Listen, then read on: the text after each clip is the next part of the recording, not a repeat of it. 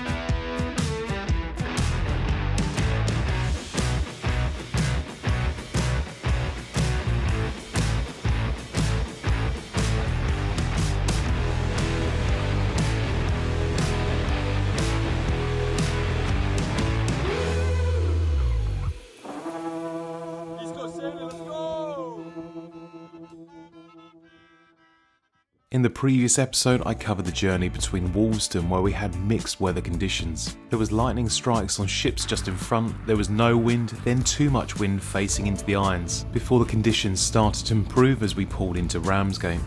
It wasn't the most graceful start to the journey as I hadn't been offshore in a few months and it took a while to find my sea legs.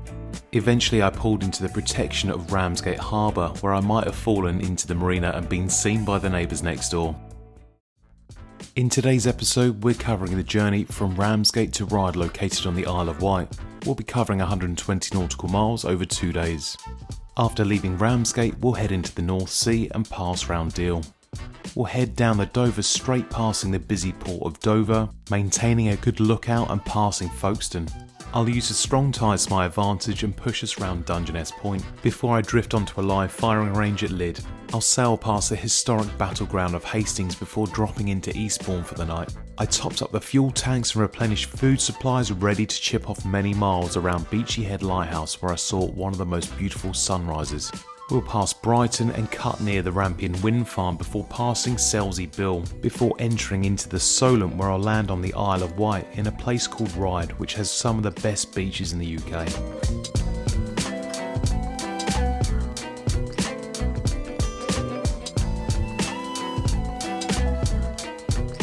After a quick stay in Ryde doing some maintenance, I'll head on to Portland Bill where I'll meet the UK's favourite bumbling sailor, before passing on to Queen Anne's Battery. Finally, I'll head to Falmouth before we take the leap of faith and end up in the Isles of Scilly in Hughtown. The outward journey consisted of 500 nautical miles and I did this in 5 days. After a surprise visit from my family, it meant I wouldn't spend Father's Day on my own again as I was in Alderney last year. As we had the car, we headed down to Joss Bay, which is incredible if you've never been there, characterised by the chalky white cliffs situated at the bottom of the North Foreland lighthouse.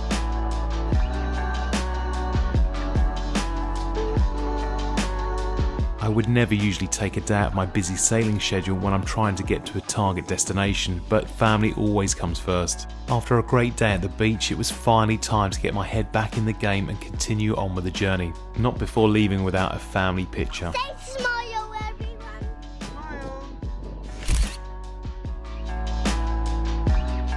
The beach day couldn't contrast the outward journey anymore. I was now sitting on the beach looking over the anchorages with an ice cream in hand where it felt like I was holding on for dear life. And keep your eye out for pirates. We headed back to Ramsgate after the perfect beach day for some dinner, and always make sure you wear your sun cream, kids. After pulling some poses and having full bellies, we headed back to the boat to get an early night.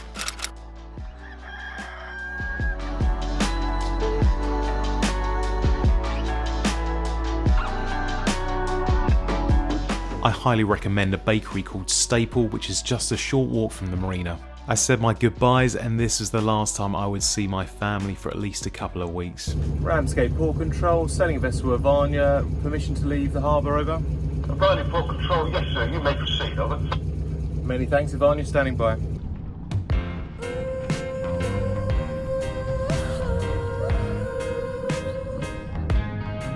Have a lovely trip, enjoy, keep in touch when you get back. You won't catch up with me, too good. I said goodbye to the neighbours on Rascal who saw me falling into the marina and bribed them with some sunglasses so they wouldn't tell a soul. I slipped my mooring and today was going to be hot. There wasn't much wind starting out on the outward journey. In the end, my friend, are you sure you want to fight? Ooh, has got that time, not me.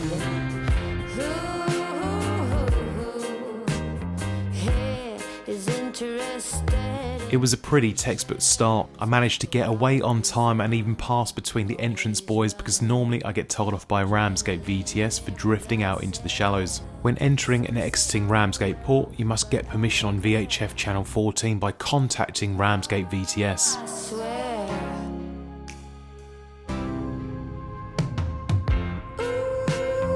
I pulled in the last couple of fenders before I left the protection of the harbour arm. With all the fenders safely stowed, I began preparing the lines ready to hoist the main for a light sail past Deal. After a gentle cruise peeling the miles away from Ramsgate, I began hoisting the main where I had to shake out a few reefs from the previous sail. Disagree. Love the circumstances, not me. Who has got the time? Not me. I'm a gazelle. After the main was fully hoisted and beautifully trimmed, we bared off away from the wind, ready to release the Genoa. Some say I'm unwell, but I don't care. Oh, I swear I don't care.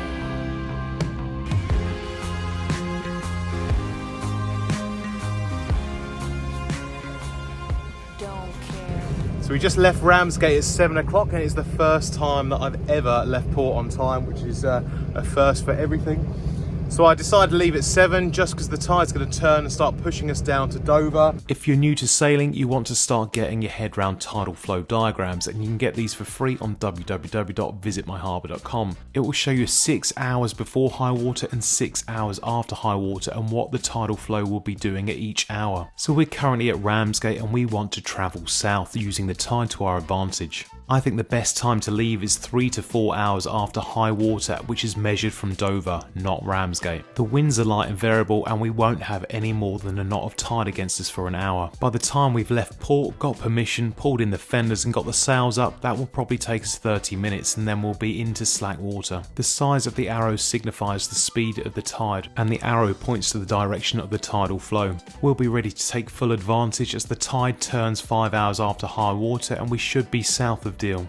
After 6 hours of high water from Dover, we should be able to pick up 2.2 knots of speed over ground as we're on spring tides, planning our route where the fastest tidal movements are. I wanted to make best use of the tides because they do rip round here. They go up to about 3.5, 4 knots and we're on spring tides, so it's going to be a very quick passage going round here and onto Dungeness. So I've just got both sails out, no reefs, and we've just got the engine on ticking over at about 2,000 RPM and we're cruising at about 6.5 knots. I should be in the Solent by probably tomorrow afternoon, which is going to be good. And then once I get there, I'm exploring new places that I've never been to before. So when you go to new places, it's always a bit more exciting. What I'm going to do is I'm going to port hop, so I'm going to leave something to explore on the return journey. There's no point stopping at every marina en route and then having nothing to do on the way back, otherwise it makes that return journey very boring. If you have a target destination in mind, you need to make good speed and don't get comfortable in ports because you're going to run the clock down and you're probably going to miss getting to your destination. 1 degrees, 05 minutes north, 001 degrees, 33 minutes east. Approximate track of 131 degrees with an approximate speed of 1 knot. Safety information. Reports have been received of small vessels attempting to transit the Dover Strait. Vessels are requested to keep a sharp lookout and report any sightings to Dover Coast Guard on VHF Channel 16. The next routine broadcast will be made by Grenade Traffic on VHF Channel 79 at time 0710 UTC. Broadcast ends. Channel VTS listening. So we're going to be heading around Dover, so we need to make sure we are maintaining a listening watch on channel 74, and if you're not going into the port you need to make sure you stay at least 2 nautical miles away from the port entrance as well as the harbour. We're not going in there, so we're just going to be routing round. I'm going to keep a listening watch and keeping a good lookout for any ships, because Dover is one of the busiest ports in Europe. We have passenger ferries coming in and out every 20 minutes, so it's a very, very busy place. But yeah, beautiful day. I'm waiting for the swell to calm down. I might even send the drone up to get some lovely shots of the Dover cliffs just behind me. But yeah, all in all, an easy sail, but I'd like a little bit more wind and a little bit less engine.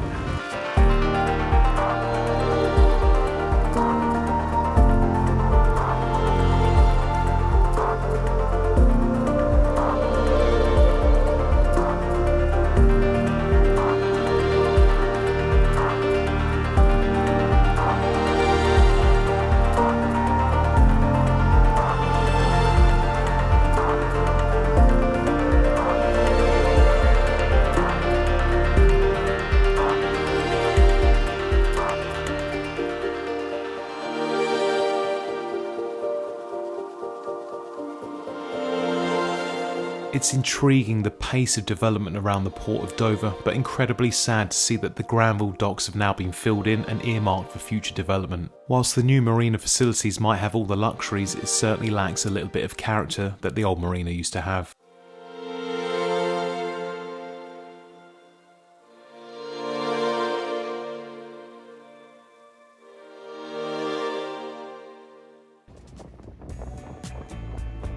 I had rolled in the Genoa because it was flogging around and not being very productive until we had Dungeness firmly in our sights. We were cruising along at 8.5 knots over ground with a gentle breeze of 15 knots on the nose. I tend to keep a good lookout for marine life because it seems to be quite rich around this area, a favourite hunting ground for seals.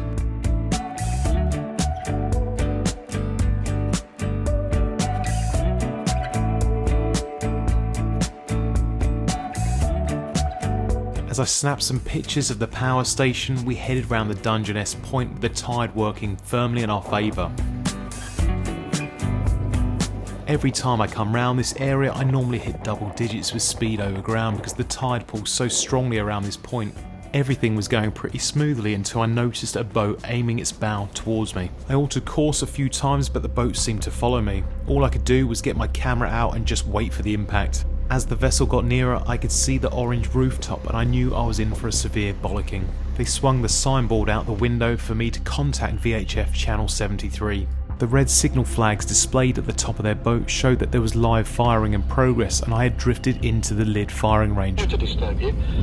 Your present heading is taking you directly into Lydd military firing ranges, which is currently active. Recommend, sir, you make good a course of 220 degrees.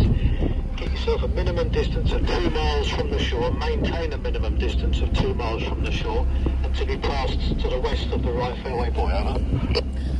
Heading on 220 degrees, 2 miles away from the Lydd firing range. Advaria, standing by, over. And boy, did this ranger certainly like a chat on the radio. I altered my course on 220 degrees and headed into the irons. I pulled in the Genoa for the little use it would be and carried on motor sailing past the firing area. The sailing conditions have been pretty torturous, with the winds light and variable and lots of engine. I pulled in the Genoa line, keeping a little bit of tension so it was nicely packed away. I'm now 6.5 hours into the journey after leaving Ramsgate this morning, and it's been very gentle. Apart from getting escorted off the live firing range again at Lydd, I'm probably becoming a bit of a troublemaker there. Every time I come down I seem to drift onto their patch, and they were doing live firing again today. Luckily the winds started to increase and we had Eastbourne on the nose and we got the Genoa back out again. I have been craving a proper coffee for the last couple of days. We've got some fresh coffee beans. I've got the Bialetti ready to go. I've got my hand coffee grinder, so let's make some fresh coffee.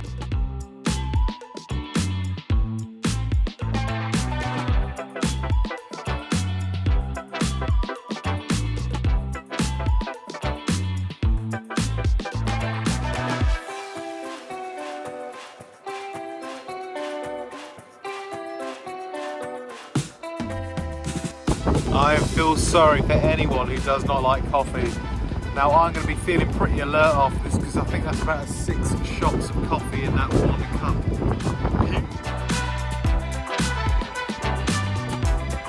As I savoured my late afternoon coffee passing Hastings, I was greeted by this seal swimming around in the water. With a head-on tide and a strong wind on the nose, we really slowed down to 4.5 knots over ground. We've got quite a bit of a headwind going, so I rolled in the Genoa only because tacking would just take us so far off from where we need to be. It's going to be very unproductive because we've got the tide now going against us at a rate of about a knot. So I've made a split decision to pop into Eastbourne because Brighton did have some spaces.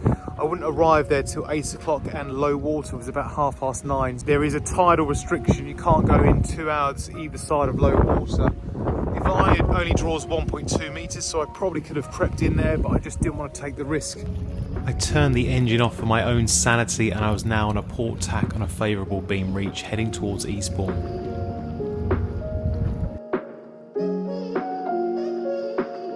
Thankfully, it was the last time I would retrieve the headsail for the day and got all the fenders out prepared to pull into port.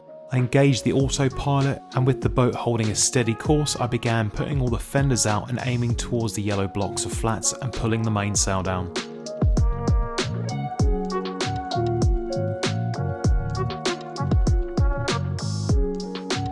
There's such a large temperature difference for being on the sea and when you pull closer to the coastline, especially after a long day of sailing.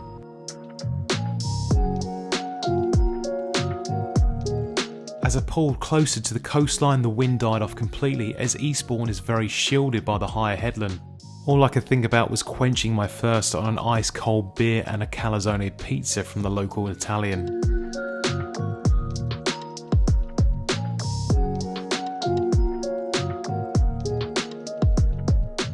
Sovereign Harbour, sailing vessel Ivania, approaching the lock, permission to enter over.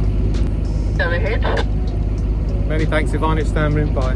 With a short and sweet radio response, I entered into the lock on full greens. I had fenders fixed out on both sides to give me lots of options, particularly in summer months as these locks can be very busy. Preparation is key when you enter into a lock and I had my stern and bow lines ready to tie off and walk the boat down.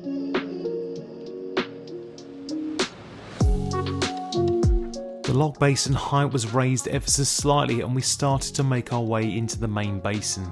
I could tell the boat behind me was one of the locals, so I let him pass so I had a little bit more time to pick my path to my designated berth. This marina is very protected and you also don't have to contend with tidal movements within the basin as you have tidal lock gates. I swung the boat round slowly, having scoped out my berth, and I pulled in without any issues. The hardest part about solo sailing is getting the boat on and off the dock on your own.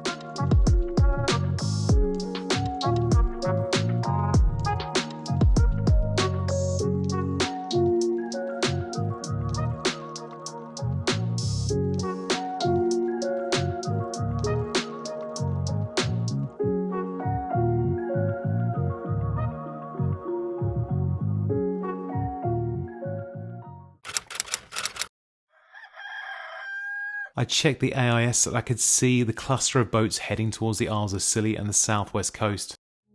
It was a race against the clock to get to the Isles of Scilly before all the other boats migrated over before the weekend. I didn't fancy sleeping at anchor on a number of nights given how strong the swells and the tidal movements are around there. I was going to have to push hard every day and not spend any more days sitting around in port.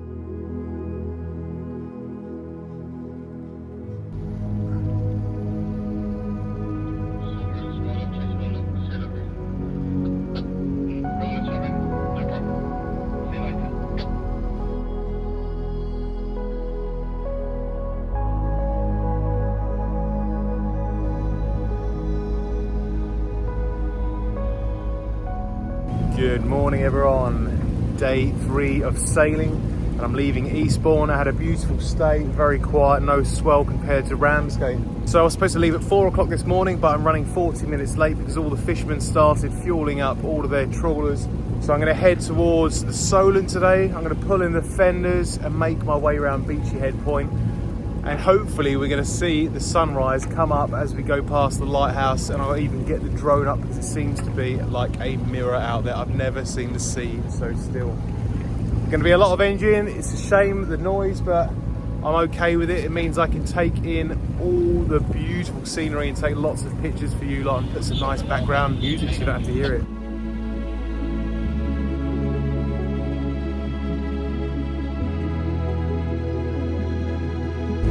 What a morning, having my shreddies. I don't think I've had such a nice bowl of cereal waking up to that sunrise behind me.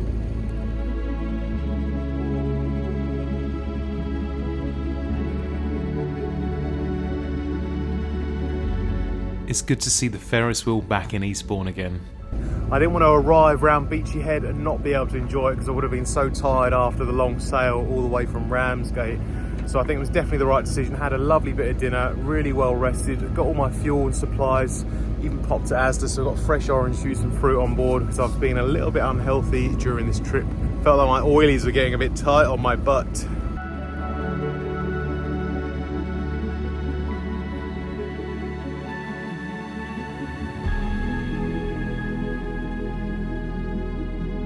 Past the iconic Beachy Head lighthouse and even managed to grab a couple of still images. The chalky white cliffs of the Seven Sisters provided the perfect backdrop, with the heavy morning fog rolling between each of the summits of the Seven Sisters.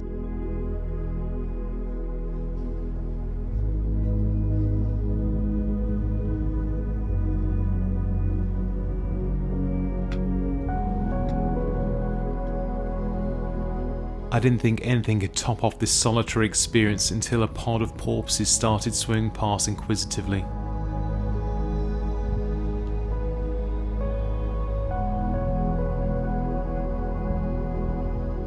It's best to enjoy these encounters with nature from afar and giving the animals plenty of distance so they don't get stressed.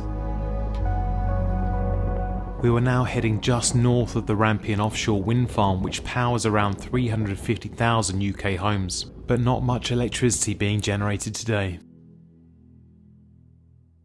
Since I cleaned the underside of Ivania when I was at Pin Mill, I've had loads of barnacles. Now I tried to scrape a lot of them off when I was at Ramsgate, but there is tons. I could feel them with my feet when I was putting them right under the boat to see what the surface was like, but there's loads of seaweed, loads of barnacles. And I'm really surprised given that I only cleaned that 6 weeks ago. So I can only get into Ryde an hour and a half either side of high water, and I think we'll arrive at Ryde about an hour before at 4 o'clock, which is going to be perfect. The monotony of having light winds was starting to kick in and wear thin. Luckily, my prayers were answered when strong winds eventually came.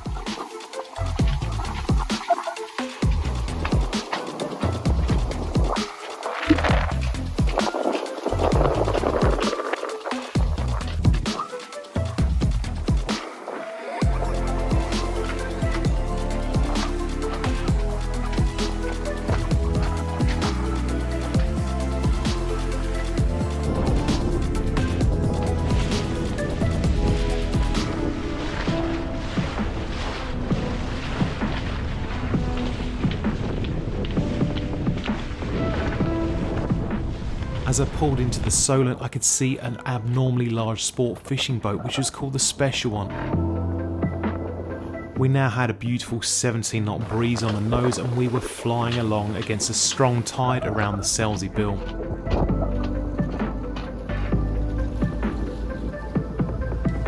We had now sailed into the Solent with the Isle of Wight visible on the port side and past No Man's Land 4 before the clock spire of the previous town hall of Ryde became visible.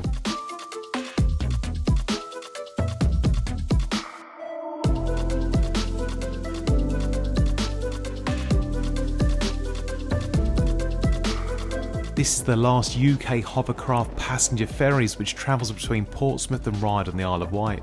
With 1.3 metres of depth under the keel, I took a deep breath and we travelled over the shallow sandbars towards Ryde's harbour entrance.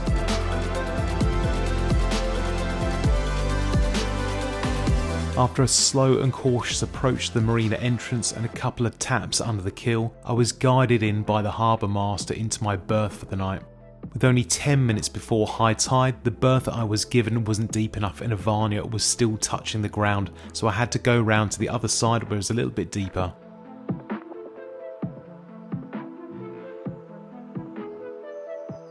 And finally I was locked into my visitor's berth, which would be my home for the night. There's loads of great things to do and see at Ryde, but this was not pleasure. I was stopping off to clean the underside of Ivania to restore those much needed knots. The beaches at Ryde are very impressive at low water and extend out for miles. You need to pick your days wisely coming to Ryde Harbour because the swells can land you on some of these sandbars and it'll be like hitting concrete. It was great seeing Jake Babington, who's one of my old friends, and he's the operations manager here, and I know he's done lots of work and he's actually got shore power installed on each of the moorings, so it's really good when you're stopping over to do a little bit of work on the boat. It's times like this where I question why do I bother going sailing. For the amount of money I spend on my boat in maintenance every year, I could be sitting at a 5-star resort with my feet up, but I wouldn't change it for the world. Watching the sunset from underneath your boat while you're scraping barnacles and crawling around in water, the smell's a bit pongy. Now the hull was smoother than the baby's bottom, I should have regained a couple of lost knots. I just want to say a huge thank you to everyone who supported this channel and gave a donation or purchased something off the East Coast Sailing Store. So first up is Mohammed, who purchased one of the Super Thanks stickers. Next up is to Ian Rowley, who purchased one of the East Coast Sailing beanies. And finally, Matthew Griffiths, who purchased some of the East Coast Sailing shades, which you can get on www.eastcoastsailing.co.uk or check out the 4-4 store. So 3 rings on the bell. And if that isn't enough, make sure you go and check out the store because I have ECS 10, which gives you 10% off some of the clothing on the East Coast Sailing Store. So make sure you get your Christmas presents early. Thanks for watching East Coast Sailing, and if you've enjoyed today's episode, hit the like button, subscribe to the channel and turn on notifications to get the latest episodes.